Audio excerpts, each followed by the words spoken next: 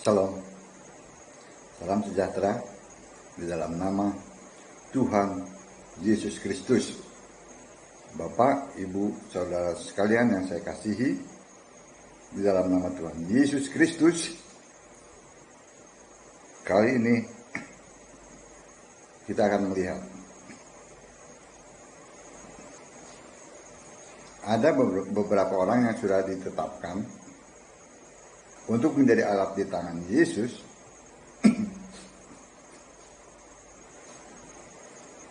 tetapi mereka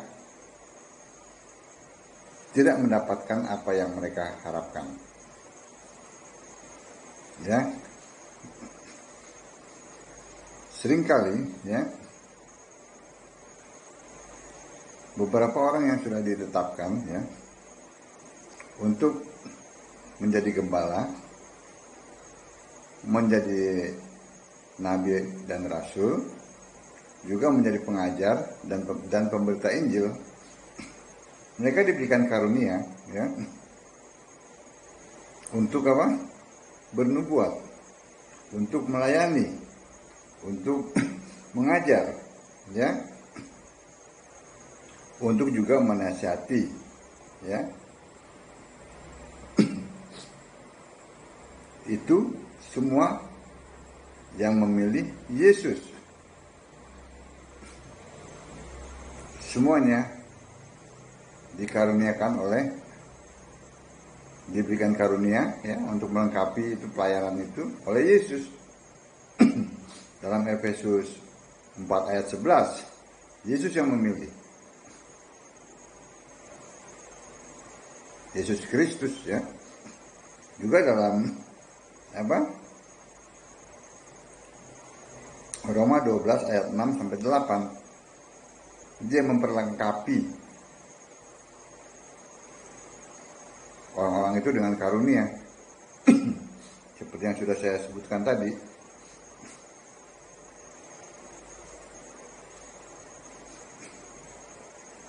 Tetapi ada juga orang-orang yang tidak dipilih oleh Yesus, lalu mereka mengajar. Sesudah itu mereka masuk penjara. Lalu mereka berkoar-koar, saya sudah melayani ini itu, pelayanan saya ditutup dan saya di penjara.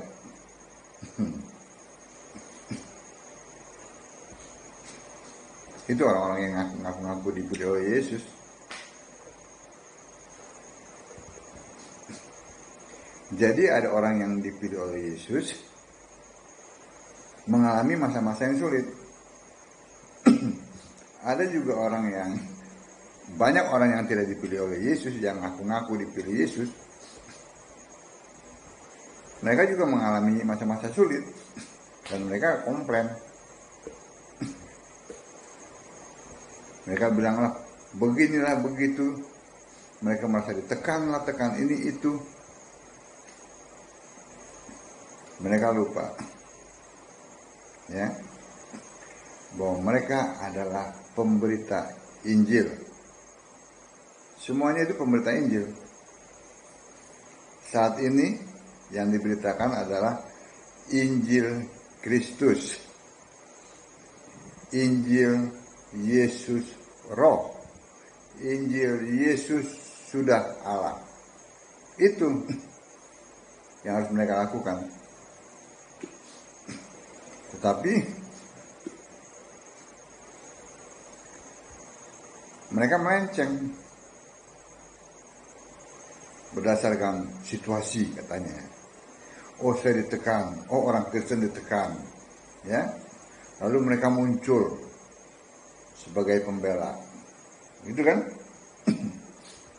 Menyuarakan aspirasi, gitu kan? Padahal Yesus nggak suruh. Itu adalah kerjaannya politikus. Jadi harus dibedakan. Jika mau jadi pemberita Injil, jadilah pemberita Injil. Kalau mau jadi politikus, jadilah politikus. Karena apa? Ada ayat yang mengatakan, ya, penghakiman adalah hakku. Tuh, haknya Allah. Bukannya perpuluhan haknya Allah. kan, kan suka dibarengin tuh. Bapak Ibu sudah mengambil haknya Allah. Gitu kan? Nggak taunya minta perpuluhan. Cabulan. Haknya Allah. Penghakiman itu adalah haknya Allah. Jadi haknya Allah ya serahkan sama Allah. Jangan sosok jadi pembela, jangan sosok jadi hakim. Begitu. Harusnya seperti itu.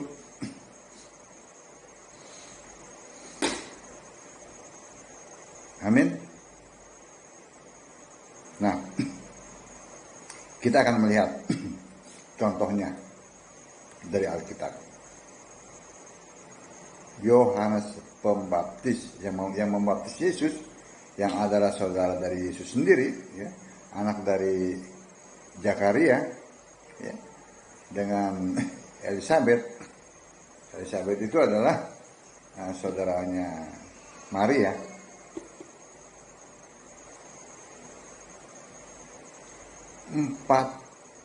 Kurang lebih ya 400 tahun sebelum kelahirannya itu sudah dinubuatkan oleh Nabi Yesaya dalam Yesaya 40 ayat 3 dikatakan ada suara yang berseru-seru,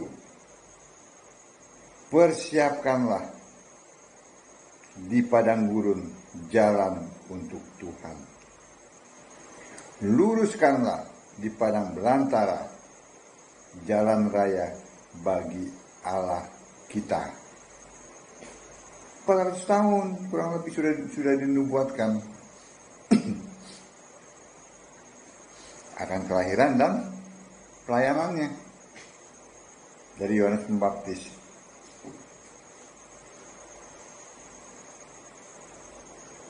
Dalam Matius 3 ayat 3, sesungguhnya dialah yang dimaksud Nabi Yesaya ketika ia berkata, ada suara orang yang berseru-seru di padang gurun, persiapkanlah jalan untuk Tuhan,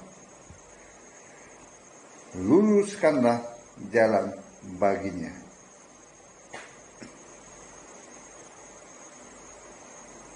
Bahkan Yohanes Pembaptis sendiri, dia menyadari bahwa nubuatan ini untuk dirinya. Ketika datang utusan orang-orang Yahudi, ya, bertanya kepadanya, siapakah engkau? Dia katakan apa? Dalam Yohanes 1 ayat 23, jawabnya, akulah suara orang yang berseru-seru di padang gurun, luruskanlah jalan Tuhan, seperti yang telah dikatakan Nabi Yesaya. Dia sendiri menyadari. Jadi tugas dia adalah mempersiapkan pelayanan bagi Yesus.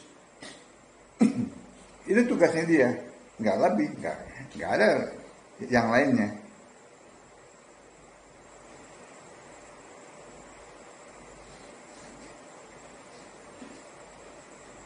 Tetapi ya, kita lihat di dalam pelayanannya, dia itu kalau saya bilang itu iseng atau ya nggak iseng juga sih. Tapi dia melampaui apa yang ditugaskan kepadanya. Yang saya maksud, dalam pelayanannya kan hanya sebatas ini, mempersiapkan jalan, ya, pelayanan bagi Yesus. Tetapi dia menegur seorang raja yang bernama Herodes. Karena Herodes mengambil istri saudaranya yang bernama Herodias.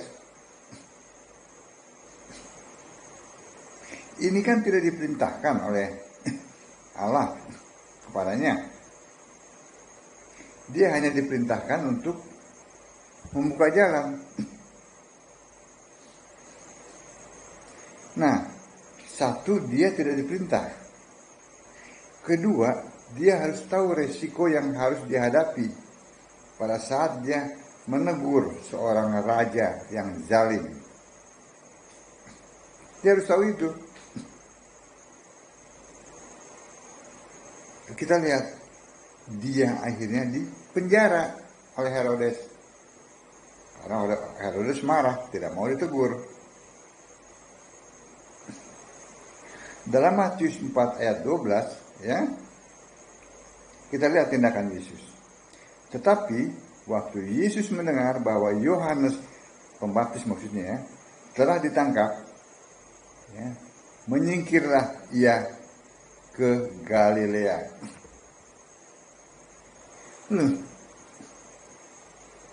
Yesus seakan-akan tidak memperhatikan dia, dan Yesus menjauh begitu.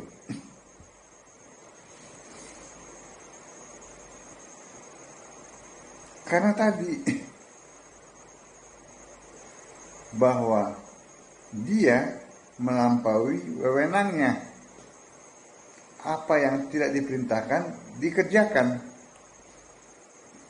tidak diperintahkan untuk menegur Herodes, tapi dia lakukan. Nah, inilah resiko yang harus dihadapi.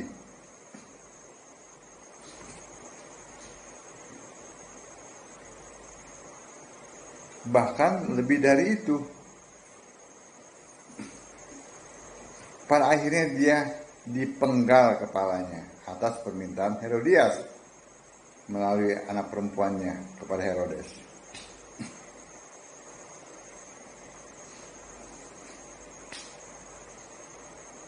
Seakan-akan Allah membiarkan hal ini terjadi. Itu yang harus kita mengerti, yang harus kita tarik pelajaran. Bahwa jika tidak diperintah oleh Allah, jangan lakukan. Walaupun kita ini adalah alatnya Allah untuk memberitakan Injil Kristus.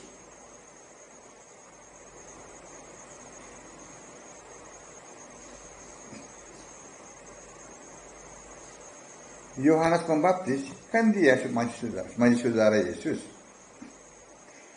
Kan dia yang membaptis Yesus. Dia sedikit terguncang waktu dia ditangkap. Sebab itu dari dalam penjara dia kirim murid-muridnya untuk bertanya kepada Yesus, ya. Dalam Matius 11 ayat 3. Lalu menyuruh murid-muridnya bertanya kepadanya.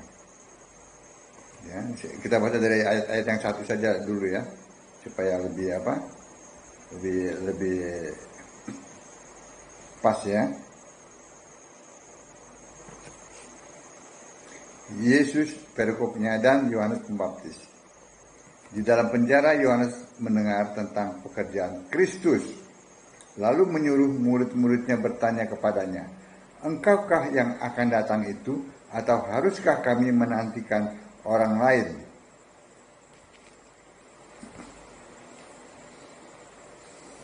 Terguncang Yohanes.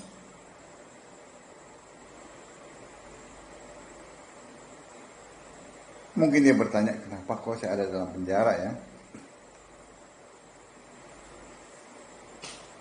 Padahal dia sendiri yang mengatakan kepada orang Yahudi bahwa aku membaptis kamu dengan air ya, tetapi dia, ya maksudnya Yesus, akan membaptis kamu dengan Roh Kudus.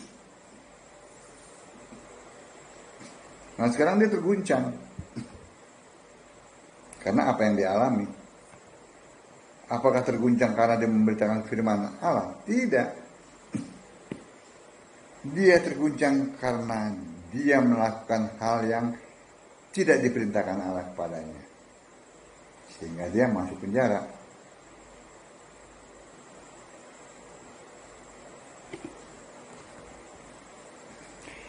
Itu orang yang sudah dipilih sebelum kelahirannya, sudah ditetapkan untuk menjadi pembuka jalan, masih bisa terguncang. Apalagi ini para pendeta yang tidak dipilih oleh Yesus, yang ngaku-ngaku dipilih Yesus, yang ngaku-ngaku jadi hamba Yesus ya.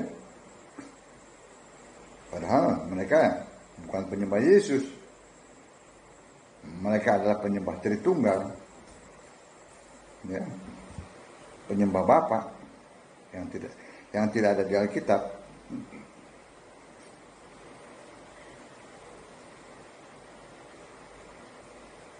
Sebab itu sekali lagi ya, kalau sudah ditetapkan oleh Yesus ya dalam Efesus 4 ayat 11 ya, menjadi nabi atau rasul ya, gembala, pemberita Injil dan pengajar ya, itu jabatan ini masih ada sampai sekarang.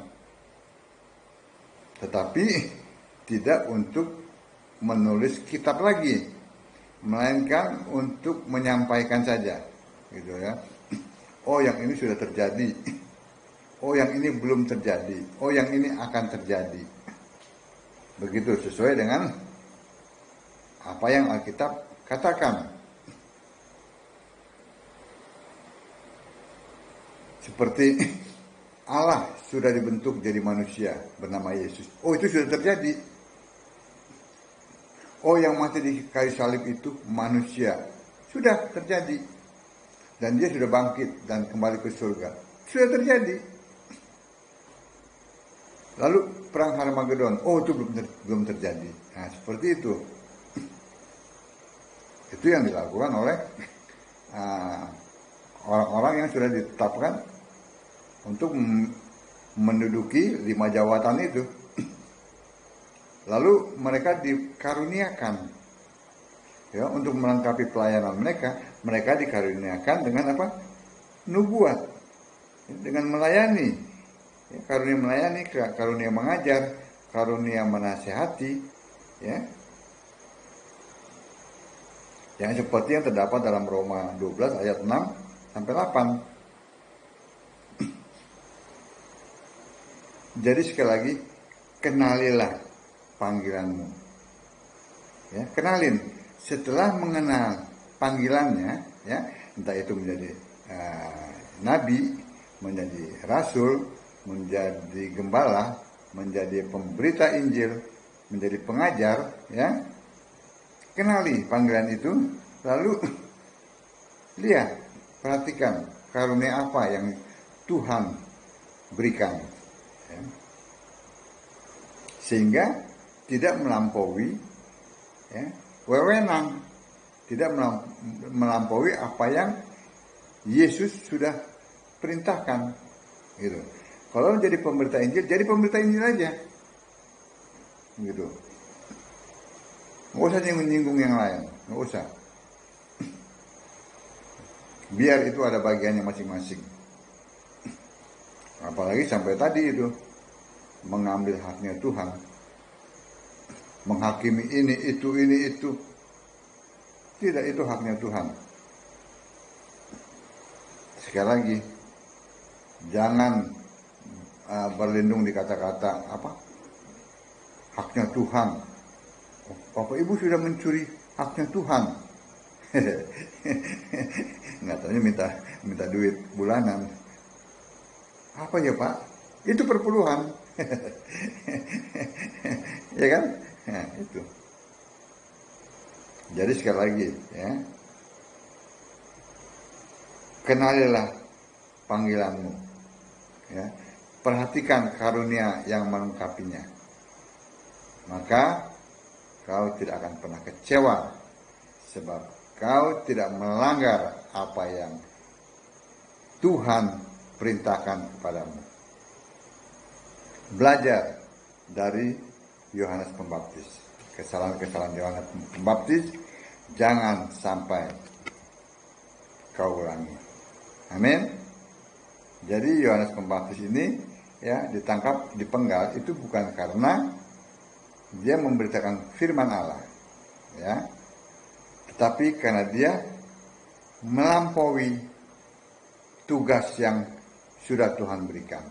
Dia hanya sebagai pembuka jalan bagi Yesus, tetapi dia menegur Herodes yang tidak Tuhan perintahkan.